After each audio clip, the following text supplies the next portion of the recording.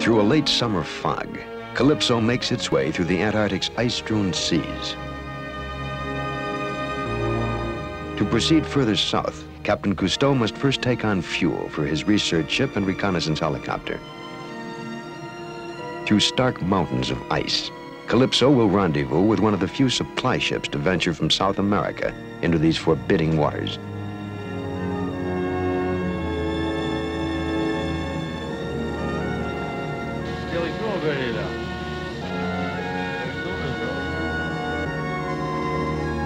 The supply ship sighted, Calypso slowly makes her way to the protected anchorage of Melchior Archipelago. The support ship from the Argentine Navy has crossed the Drake Passage from South America with a vital supply of oil and gasoline.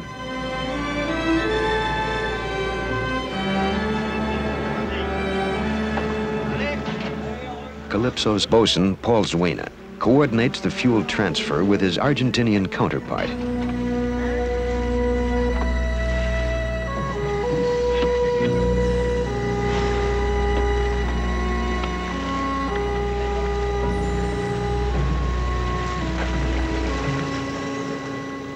The Argentinians wish Cousteau and his crew safe passage as Calypso continues on her journey south. Calypso has already traveled 9,000 miles since the launching of the Antarctic expedition 3 months before from her home port of Monaco in southern France. In their greatest adventure, Captain Cousteau and his team have sailed the Mediterranean Sea, down the North Atlantic Ocean, across the equator. They continued along the coast of South America to its southern tip at Tierra del Fuego. Then they crossed the tempestuous Drake Passage to the frozen offshore islands of the White Continent. Off King George Island and on the shores of volcanic Deception, diving explorations were made. And now Calypso travels toward the Antarctic Circle and beyond, down the frigid finger of the Antarctic Peninsula that points back to the known world.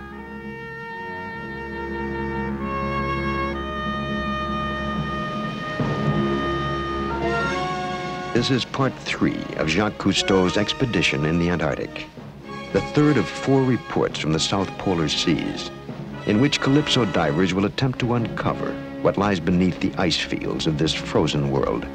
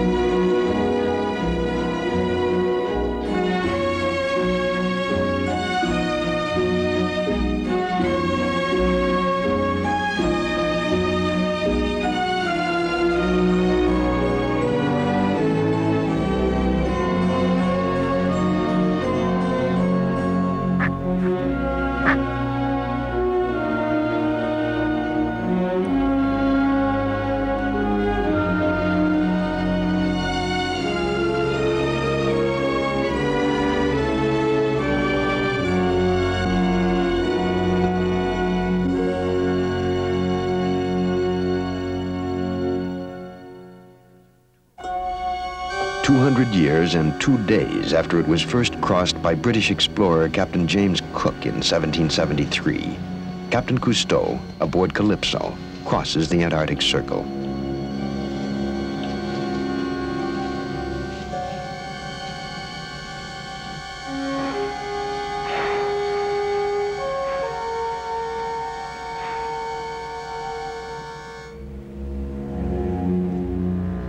In the Antarctic, we have seen very few large whales, but packs of killer whales still thrive.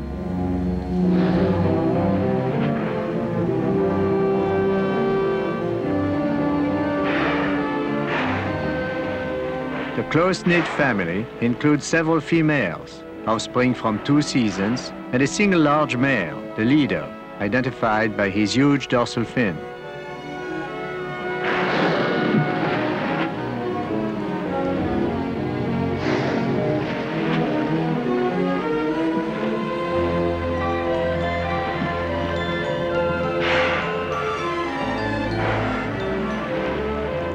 They feed on fish and squid. Occasionally, they enrich their menu with seals, but they certainly don't deserve the epithet killer more than any other animal.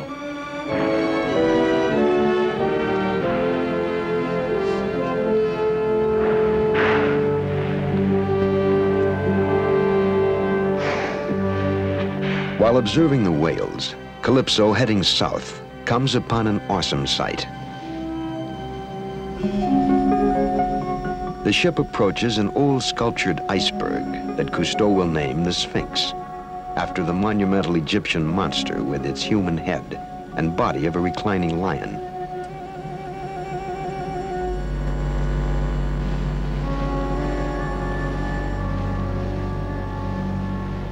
The white Sphinx of the sea is a tabular berg spawned by an ice shelf several years ago. It is stranded and could break or capsize in heavy seas. It was etched by Antarctic gales, mountainous swells, and summer sun.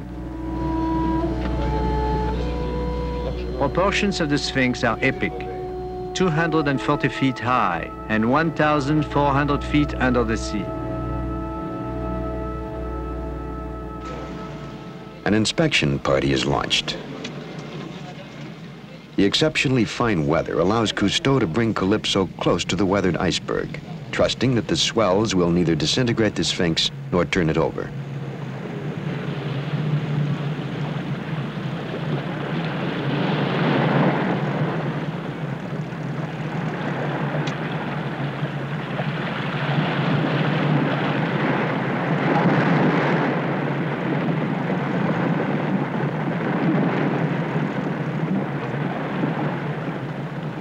The U.S. Navy's sailing directions for Antarctica advises weathered icebergs be given wide berth.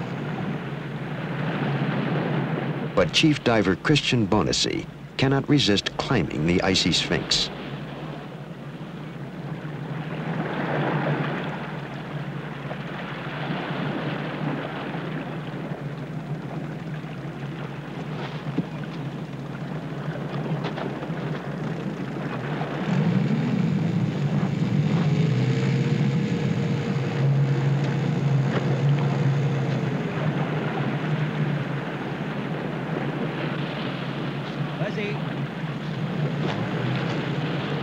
Now for the others too. Danger is forgotten as the adventurers succumb to the excitement of a grandeur rarely experienced before.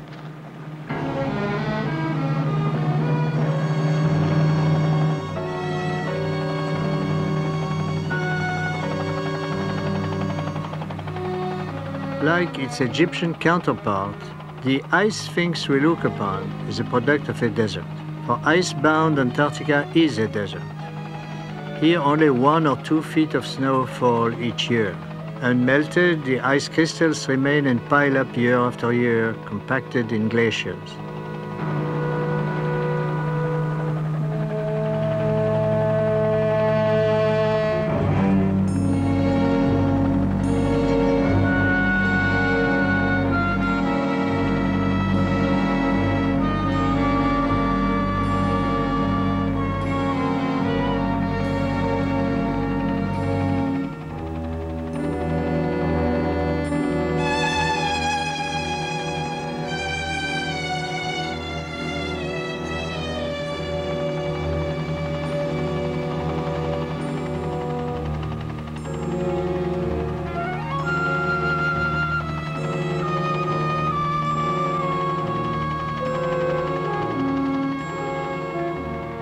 "45,000 years before the construction of the colossal Sphinx at Giza, the snow that created this ice mass fell.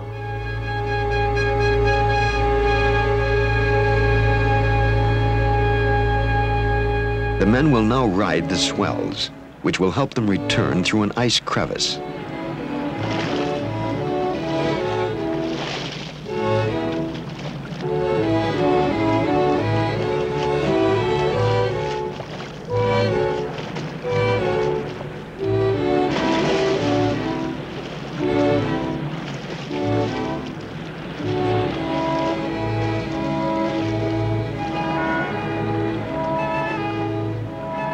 Now they will dive to the extended underwater foot of the Sphinx, which has been detected by Calypso's sonar.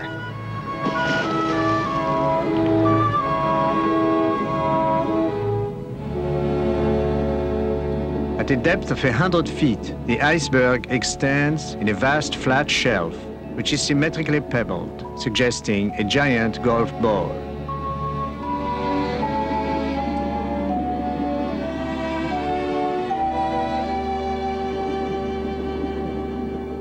The salt in the seawater has probably eaten away at the freshwater ice to create this phenomenon of underwater art.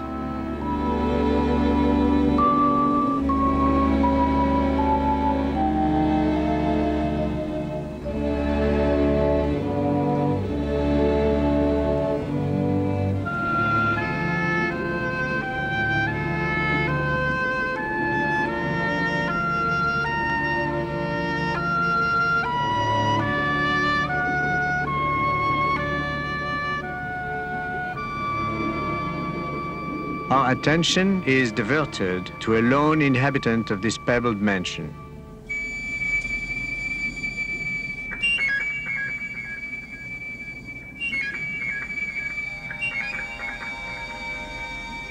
It is a small larval fish that, while transforming into a juvenile, dropped out from its school. Such weaklings often seek shelter from seals in small crevices along the iceberg. The tiny fish's body is still partially transparent, matching the ice cape. Its eye is brilliantly reflective, a lonely beacon in this frigid wilderness. It is a wandering will-o'-the-wisp.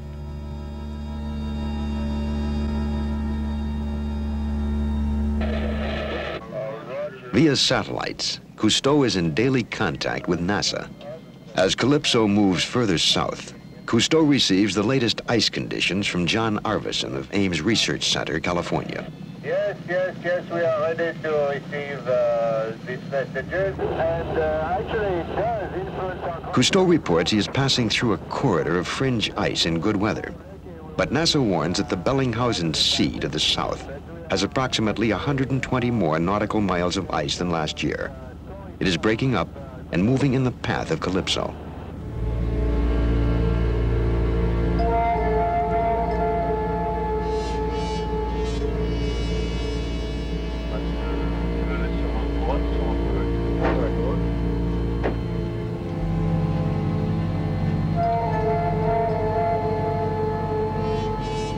The pack ice moving toward Calypso becomes increasingly consolidated.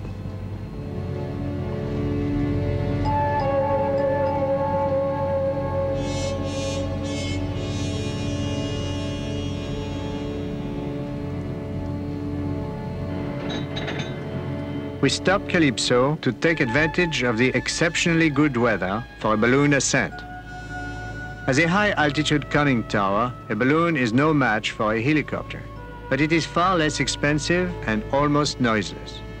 Philip's mission is to evaluate its practical use in the Antarctic. Calypso must first be secured to the largest ice floe. Then, to provide a wider base for the work party and a sufficient liftoff pad for the balloon ascent, with the help of a launch, 2 ice floes are tied together. For sailors from the sunny Mediterranean, this Antarctic dock is an unusual mooring.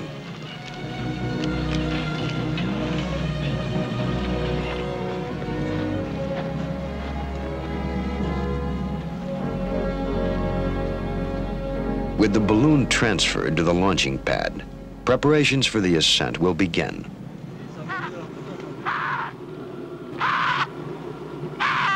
An Adelie penguin, raucous rider of the ice floe, is curious and demands attention.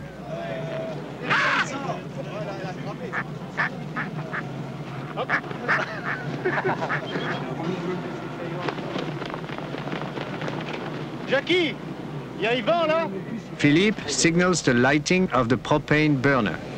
To inflate the Calypso balloon, hot air is forced into it by a large ventilator.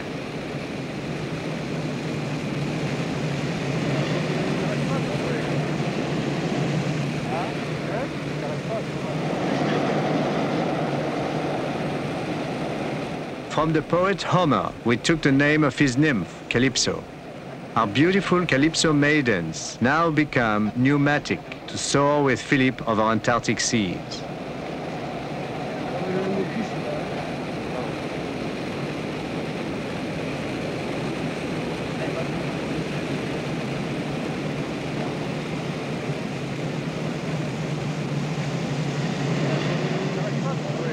Philippe and Louis Preslin are ready to ascend in the first hot air balloon flight over the Antarctic.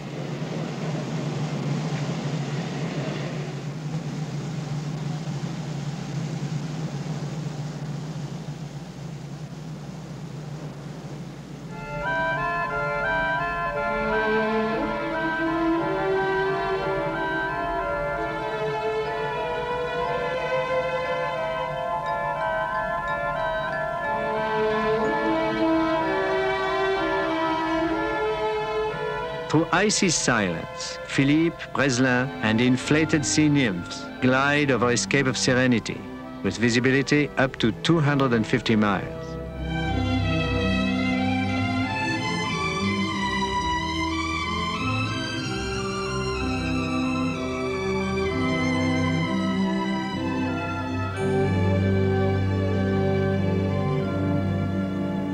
Balloon flights have always been hazardous.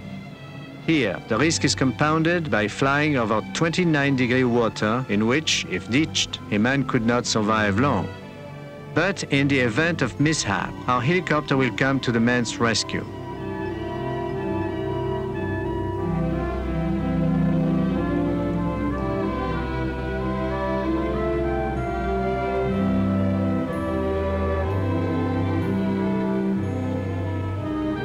We had hoped that balloon surveys might enable specialists to count and photograph wild creatures without disturbing them. However, as we drift over animals, we find that they do look toward the sky with some concern.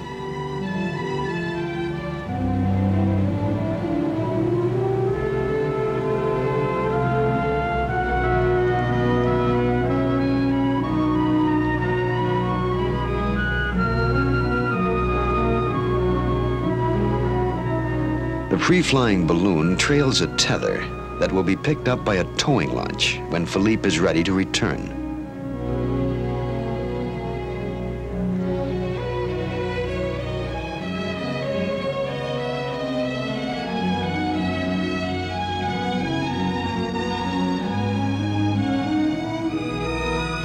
Here in the Antarctic, because of the remarkable absence of particles in the air, Philippe Cousteau can see the chaotic drifting ice pack stretching 200 miles. It would be impossible for Calypso to sail across this formidable barrier. However, there is a narrow coastal channel blocked with pack ice and towering walls of icebergs that Calypso might be able to pass through, in the hope yet to dive beneath solid fields of ice.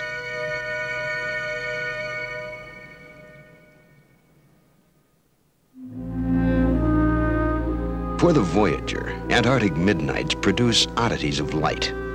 The tilt of the Earth in January and low sun rays slanting through layers of polar air create strange glows and mirages that mesmerize men on watch.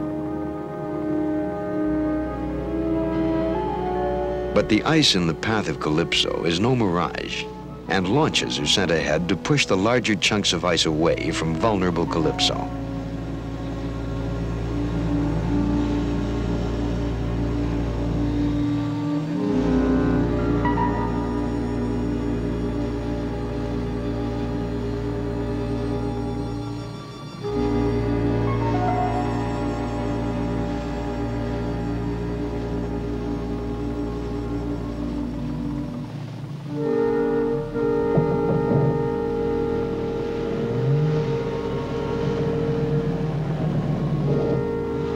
It is a hazardous penetration.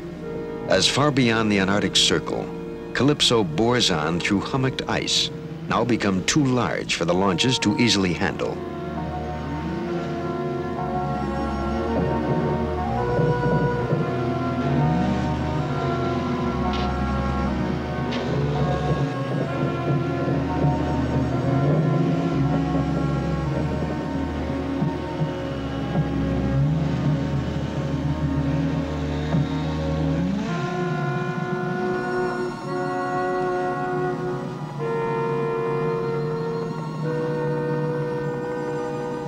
An open water lead is welcomed, and in the escort launch, Paul Zuena, at least momentarily, finds some respite.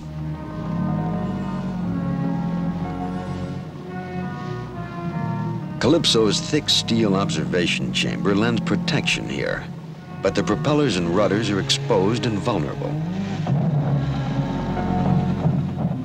Now again, the pack closes in.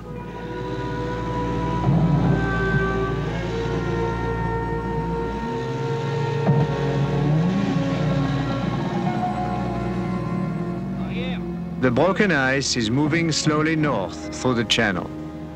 We must fight our way through this narrow, unfathomed passage, entrenched between steep mountains and sheer ice cliffs that may collapse at any time and completely engulf us.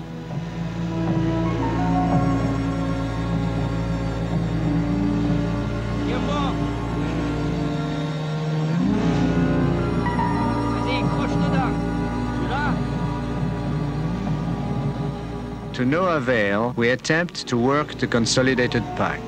For the first time, I begin to doubt. Could we become beset, so surrounded by ice that Calypso would lose control and movement?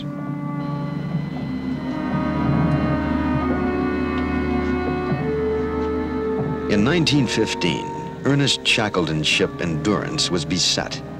Reportedly the strongest wooden ship ever built, the Endurance was cracked like a walnut by pressure ice.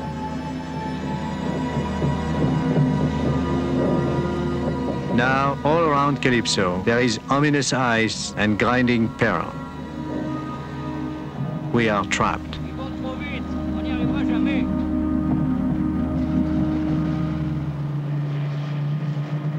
In the reconnaissance helicopter, pilot Bob McKeegan and Philippe Cousteau will look for a way out of the ice trap.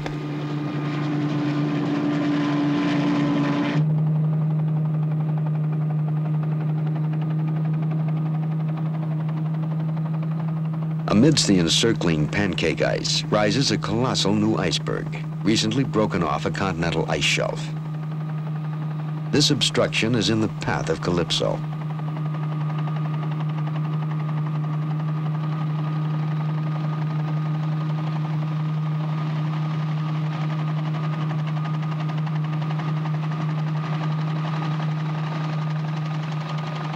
But beyond the iceberg's tabular top, there is a ribbon of blue open water with a flotilla of current-driven icebergs.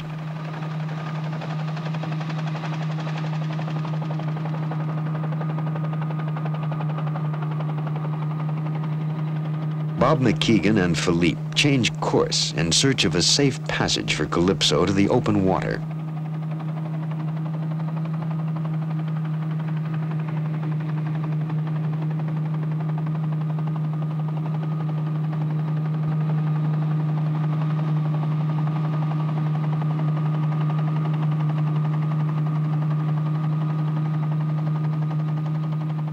The men are in radio contact with Captain Cousteau. Ce que je voudrais savoir, c'est si une fois qu'on a contourné vers l'ouest, on trouve l'eau libre vers le sud. Philippe has found a navigable channel and informed Cousteau of its location.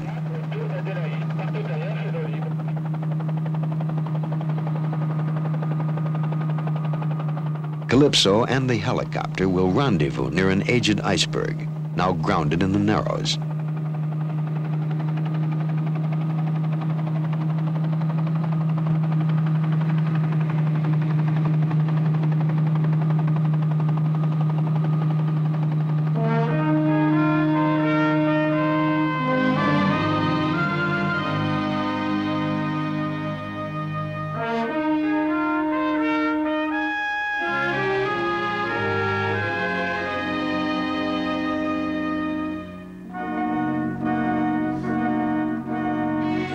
Calypso has maneuvered through the ice blockade and sailed this channel clear of ice blocks, and now unimpeded continues its journey. Aboard Calypso, we all breathe more freely. We have avoided major damage. We have escaped the ice blockade with only minor scratches along our hull. Between the sheer continental ice cliffs on both sides, we find ourselves in whiskey ice, through which we can travel easily.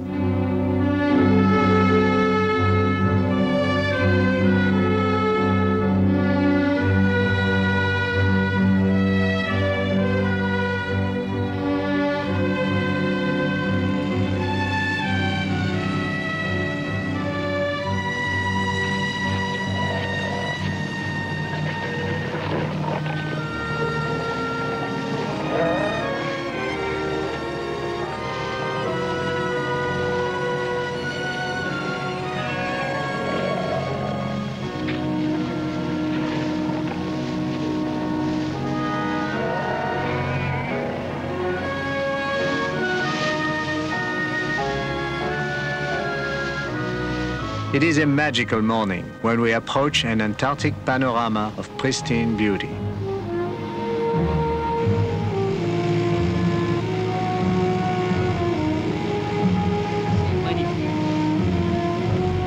The men will call the crown jewel of this sparkling coastline Mystic Mountain.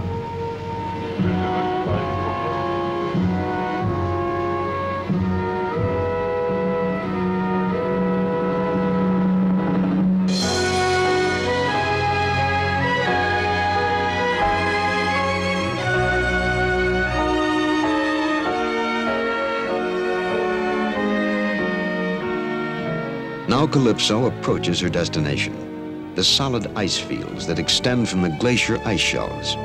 Here the men of Calypso will explore what lies beneath this frozen world.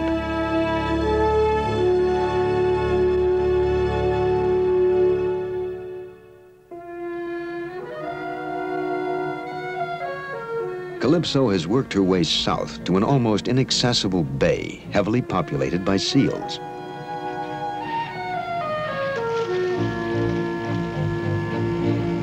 The men have finally reached a field of fixed ice, 20 miles long, from which to launch a diving expedition. Calypso will now be moored to a dock of solid ice connected to the shore. If the good weather turns foul, a freezing sea could imprison Calypso. The temperature of the Antarctic has dropped below 28.4 degrees Fahrenheit. Lest the ship be frozen in, the ice forming around Calypso is churned loose by a launch.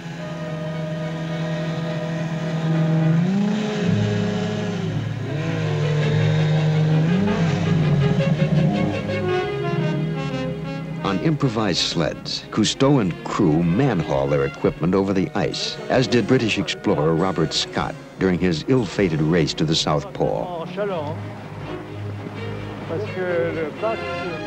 Cousteau, in search of seal holes, observes the ice pack is cracking. They may not come back walking. They may need boats.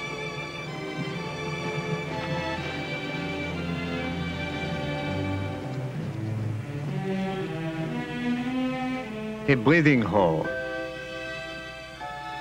Through ice 6 feet thick, the hole was gnawed round and smooth by Weddell seals. The holes are sometimes shared by crab-eater seals.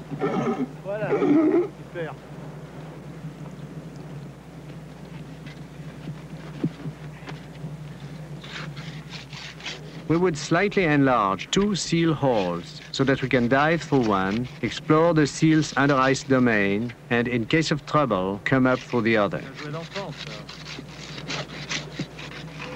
Having enlarged the first hole, Philippe now assists Undersea on the second one.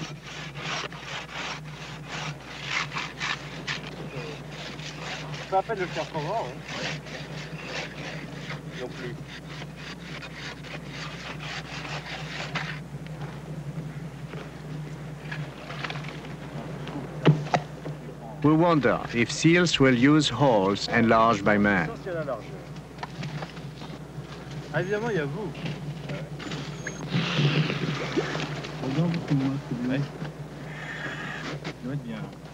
Under the ice here, the sea is 2,000 feet deep. Weddell seals can reach that depth. We will attempt to photograph their descent.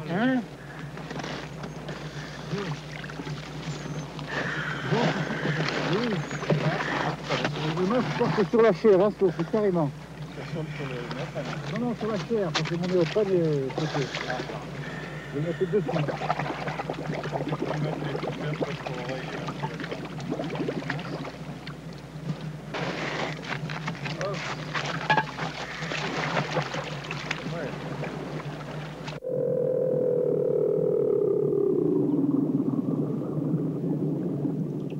In our acoustical cyclorama, we can hear the seals calling from miles around.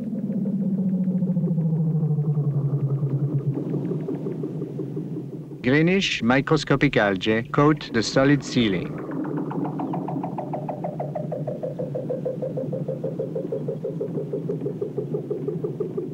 Weddell seals spend a harsh winter beneath the ice, where it is warmer than above.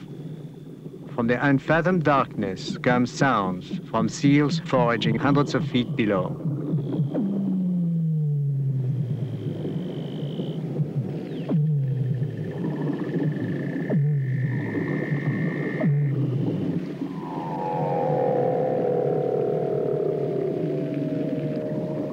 Weddell seals are incredible divers.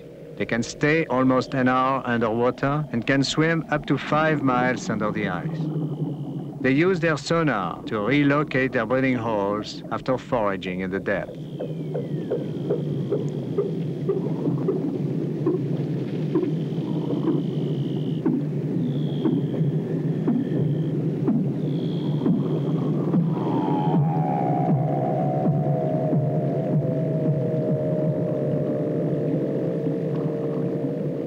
The seal holes are beginning to freeze. It is time to leave. Unlike Weddell seals, we cannot know our way out.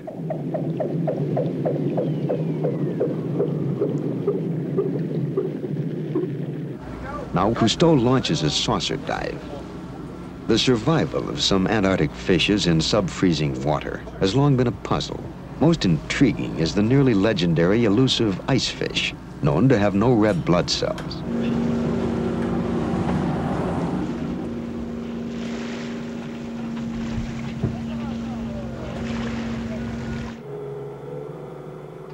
Cousteau will film the journey, while Albert Falco pilots the two-man craft with a new depth capability for the Antarctic of 1,200 feet. Outfitted with an additional camera, remotely operated, Cousteau and Falco descend through the freezing sea.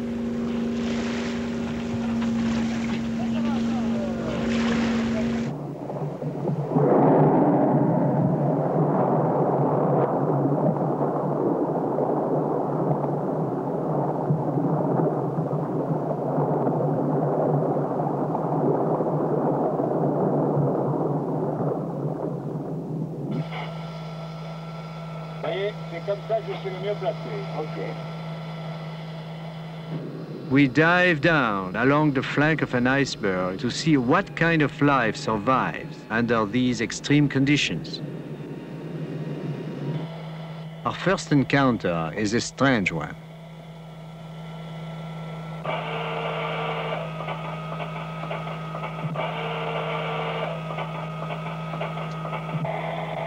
Qu'est-ce que c'est cette espèce de boule de plastique au bout d'une tige? Ah ben c'est ces fameuses acidies là. Not much is known about this deep-water animal, a coelenterate. The ball at the bottom plays the role of a mouth, while its 6-foot-long, worm-like venomous extension curls up around its prey and slowly contracts to bring the victims to its mouth. The ball of feeding tentacles will then suck them in.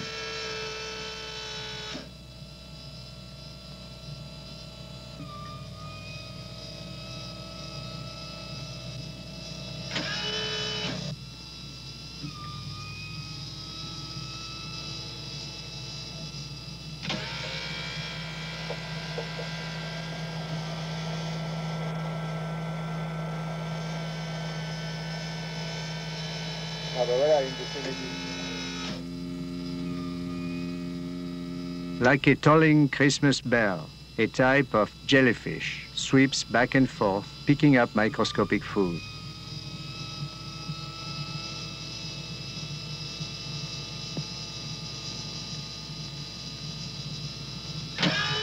we come upon a sluggish snailfish, a pink, cold-water, gelatinous creature, undulating as it feeds in the diatom ooze with its sucking disc.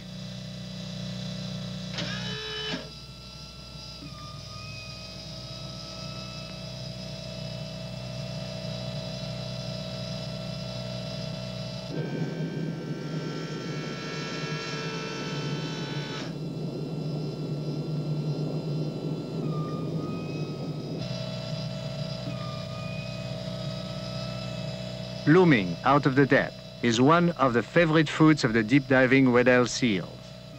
They are squid, revealed by our saucer lights on the reflective and probably fluorescent pigment in their bodies.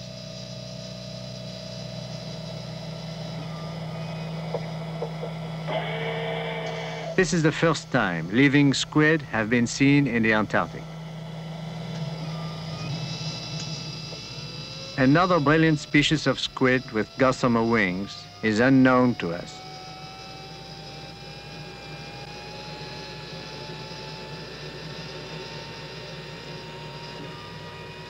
Finally, the icefish, found only in the Antarctic and never filmed before in its natural environment. When the temperature drops below -2 degrees centigrade, the icefish generates a kind of antifreeze in its blood, which contains no red cells or hemoglobin to carry oxygen.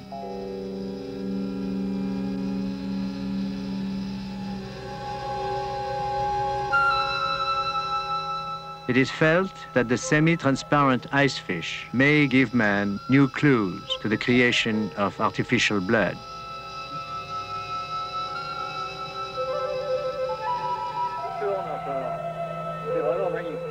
The crowded world we live below thrives at the very edge of life. In water 2 degrees colder, nothing would survive. Quelle est la profondeur là de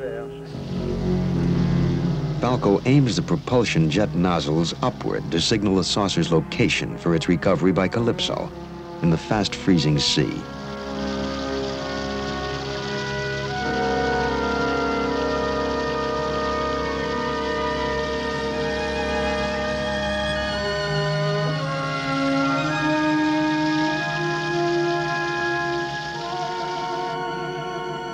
The sky and sea appear uncertain, but if winter will hold off, the men of Calypso will now dive beneath the ice off the continent itself.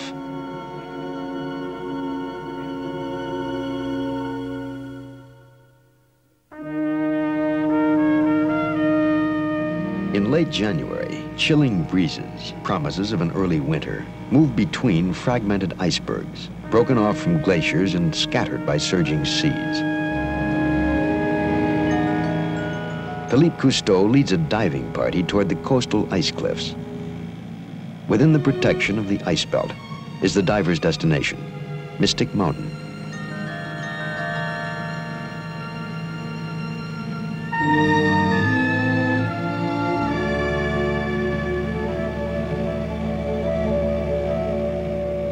The men will begin the dive from the flat seawater ice.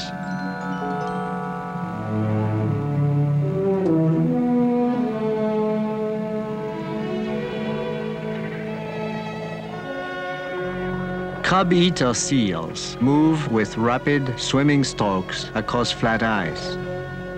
They are the most lithe of Antarctic seals.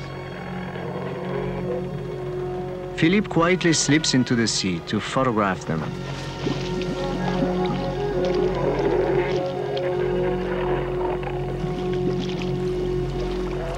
The crab-eaters should be called krill-eaters, for the Antarctic's small shrimp-like crustaceans are their principal diet.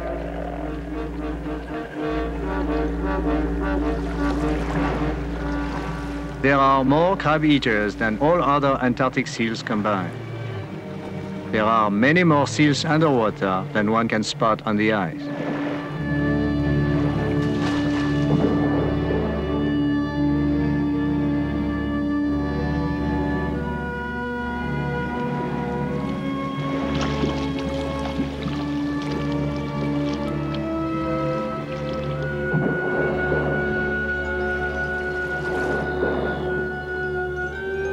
Antarctic explorers of old have reported hearing from above the sound of seals calling to each other below.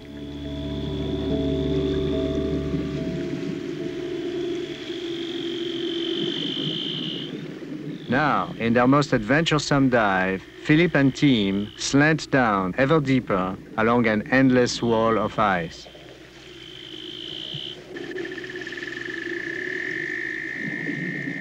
The men hear the seals' distant voices, and in the layered caverns, the heaving and cracking of ice.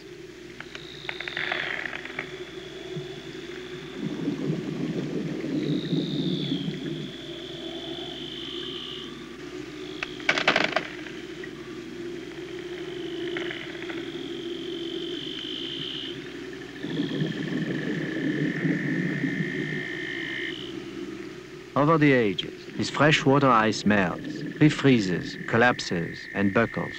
Walls, floors, and ceilings endlessly shift as ice grottos are created and destroyed.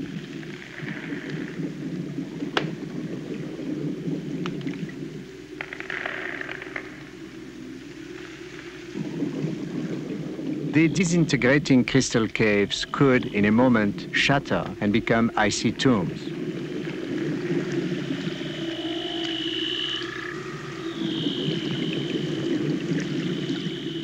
An opening leads to a maze of mirrors where minds become confused.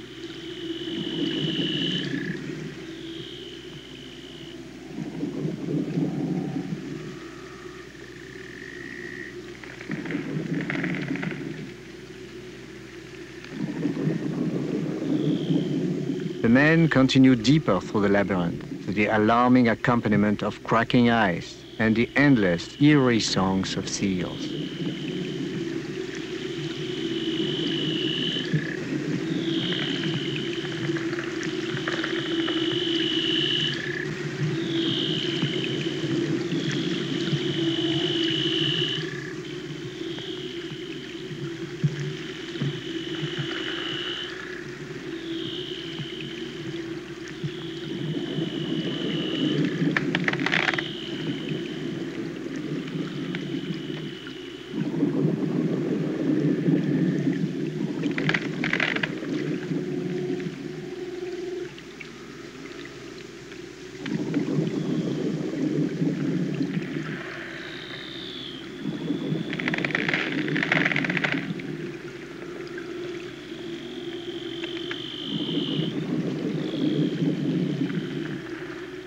The divers squeeze past pure water prisms that look like giant diamond swords.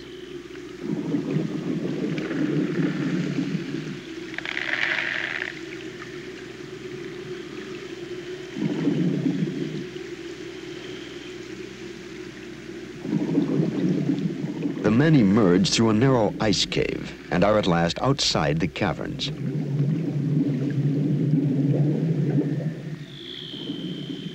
They regroup to leave the icy catacombs to the elusive seals.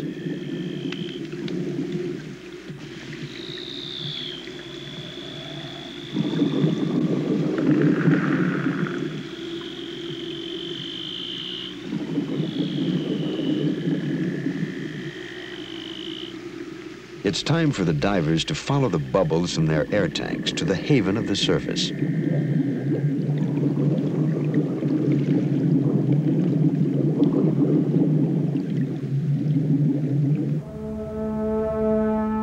With change of weather rooster tails in the sky, Calypso moves slowly southward along the ice bluffs that fringe the mainland shore.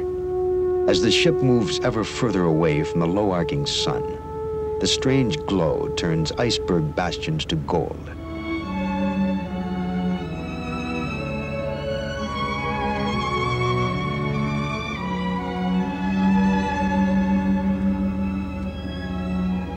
Here, the shades of ice evoke the sense of the desert.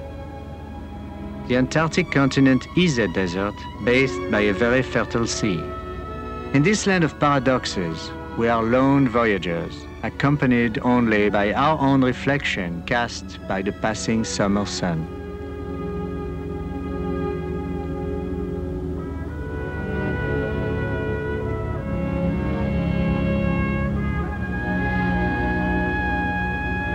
ça.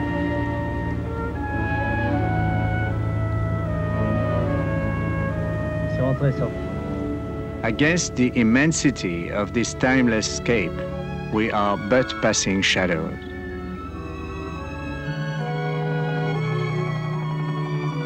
For thousands of years before the sun shone on man, it illuminated mountains of glacier ice that may endure and outlive man.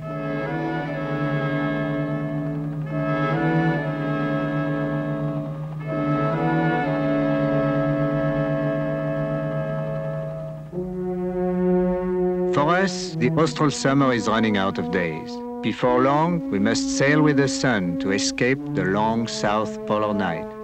Soon, only monuments of ice and masterless winds will consort in the trackless splendor of wintry Antarctic seas.